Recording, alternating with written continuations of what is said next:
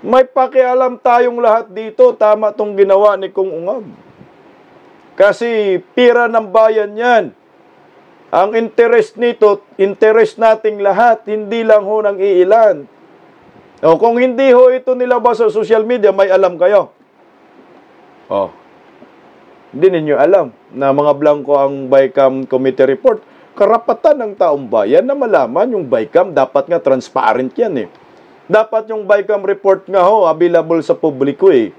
Hindi man yan available sa publiko, yung BICAM report. Kaya nanguhula na lang ho tayo kung saan, paano nilang ginawa eh. Siyempre, kailangan malaman ng publiko kung anong meron. Eh kung hindi na pag-usapan natin ito, di wala kang alam na meron palang kababalaghan si Tambaluslos. Magpasalamat kayo kay Kung Ungab. Magpasalamat tayong mga Pilipino kay Kung Ungab na merong isang kongresista na tinabla si Tambaluslos at si Ngagba. Nag-isa lang si Kung Ungab eh. Hindi akalain nila na tatamaan sila kay Kung Ungab. Nagkumpiyansa sila masyado dito eh. So ngayon sira ang pangalan nila. Tama, dapat sumama tayo dito sa usaping ito. Hindi pwedeng manahimik ka sa bahay mo. Kasi tayo, taxpayer tayo eh. Bawat labas mo, mayroong tax, may valued added tax, may VAT. Kada bili mo, labas ng pira, may VAT. Kaya may pakialam ka dito, pira natin ito, mangungutang pa. Bakit ba pag mangungutang sila? Sila ba magbayad? Hindi. Ikaw, kasama ka dito. Kaya dapat sumama tayo sa usaping ito, sa isyung ito. Hindi po dapat mabura, hindi po dapat ito hayaan lang. Ako magpapasalamat to ako kay Kung Ungab, kay Tatay Digong, dahil hindi sila takot. Sila, alam nyo ho ba, isa lang yung mambabatas ngayon eh. Promise. Tatamaan na kayo, mga animal kayo. Basta ngayon sa 19th Congress, kasama mga senador, isa lang ang mambabatas ngayon. Bakit sasabihin ko isa lang mambabatas? Dahil isa lang ang nagbabasa ng BICAM report. Isa lang ang nagre-review ng BICAM report. Isa lang ang nakakita na may blanco. Si Kung Ungab. Siya yung tunay na mambabatas. Yung iba mambubutas. Inang upo, ang butas na sinahuran pa natin. Yung trabaho bilang isang mambabatas, ginawa ni Kung Ungab. Ito yung patunay na public servant. Deserve niya maging senador. Kaso, di man siya tumakbo sa pagkasenador, di ba? 300 plus ang congressman. Nagbubukod tangi lamang. Isa lamang ang may tapang na magsalita labang kay Tambaluslos ni Mal. Demonyo yung binabangga ni Kung Ungab dito ha, demonyo. Nasaan yung mga ibang kongresista? Except doon kay Boy TikTok. Sumabay lang naman si Boy TikTok dahil isiniwalat na ni Kung Ungab. Kay Labrusas, sumabay lang din naman yan. Sila ni Castro dahil isiniwalat ni Kung Ungab. Oh. Sinabi nila may blanco. Sinabi rin nila may blanco. Walang mga kongresista na nagre-review except kay Kung Ungab. Kaya ito, pakinggan niyo po ang panawagan ni Kung Ungab sa mga kongresista. Or message to our fellow Filipinos. Teka lang, hindi yan. Kung as member, as a long-time member of the House of Representatives, especially now in the 19th Congress, Kung, what is your message to your fellow congressman at this point? Now that you've exposed this. I don't want to, I would say, dictate on them. But ito lang ang pakiusap ko. Tingnan nyo yung email nyo. Balikan nyo yung email nyo. December 11. Basahin nyo lang.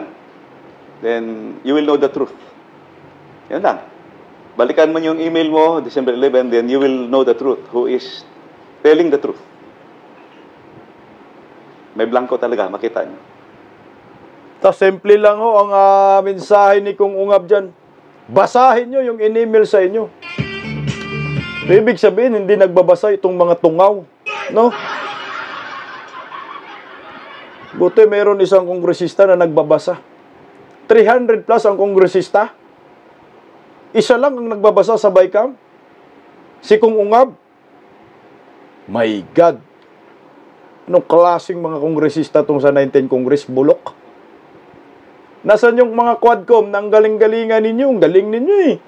Galing ninyo mamuna. Ang galing ninyo eh. Yes or no lang sagot ha. Pero di kayo nagbabasa. Kala ko ba mambabatas, magaling eh.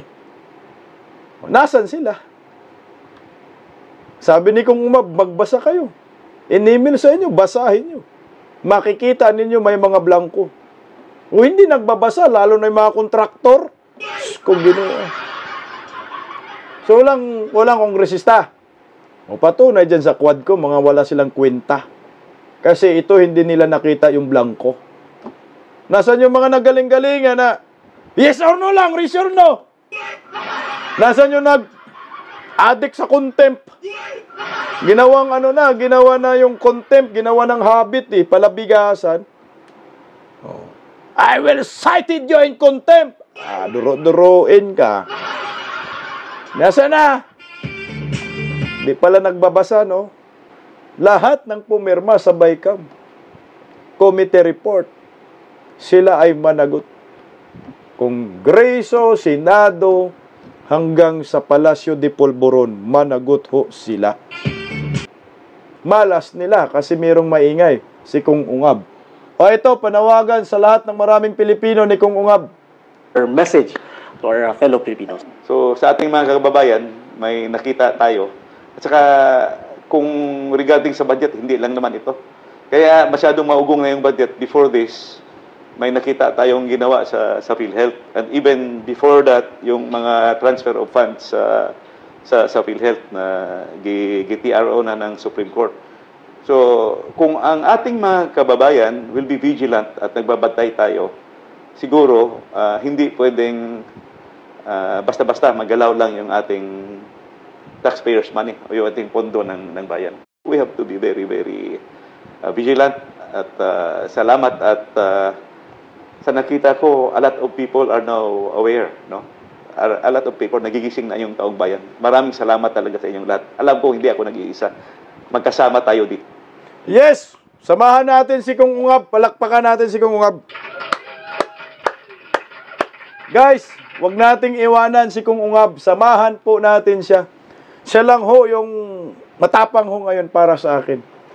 Siya po yung tunay na mambabatas para sa akin. Matapang ho.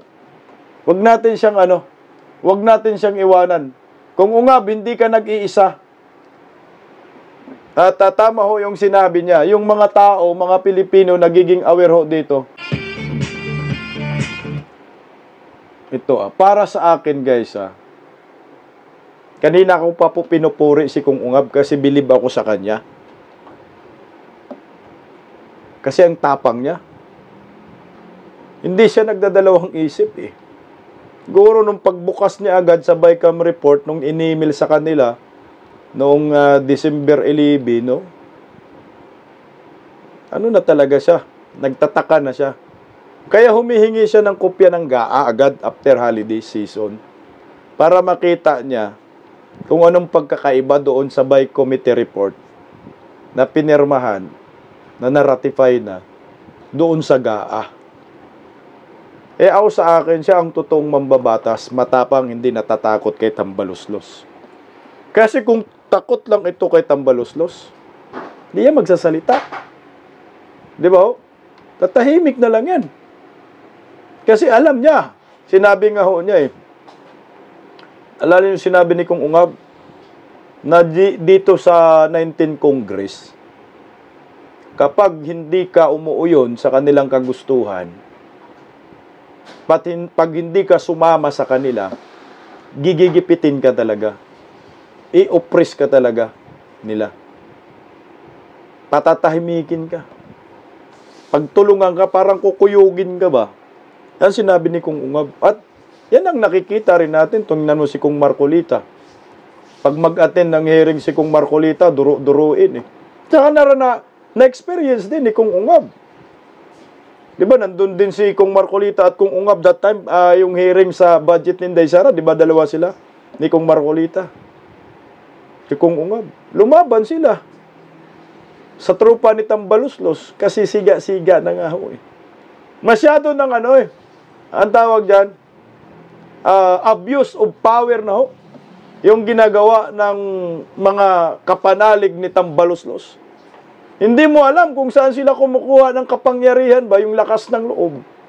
Sipin mo, mag-hysterical diyan sa committee hearing, mag-hysterical sa legislative hearing, legislative inquiry, takin na no, maduro-duro pa, meron pang isang pastor na magmumura, tapos feeling nila sila yung may-ari ng University of Google, lahat sila alam nila, parang feeling kami ang tama. Kaya pag tinanong ka, yes or no, sumagot ka. Magdugtong ka, yes or no lang. Kaya ako saludo ako kay Kung Ungab. Samahan po natin si Kung Ungab hanggang sa dulo. Sabi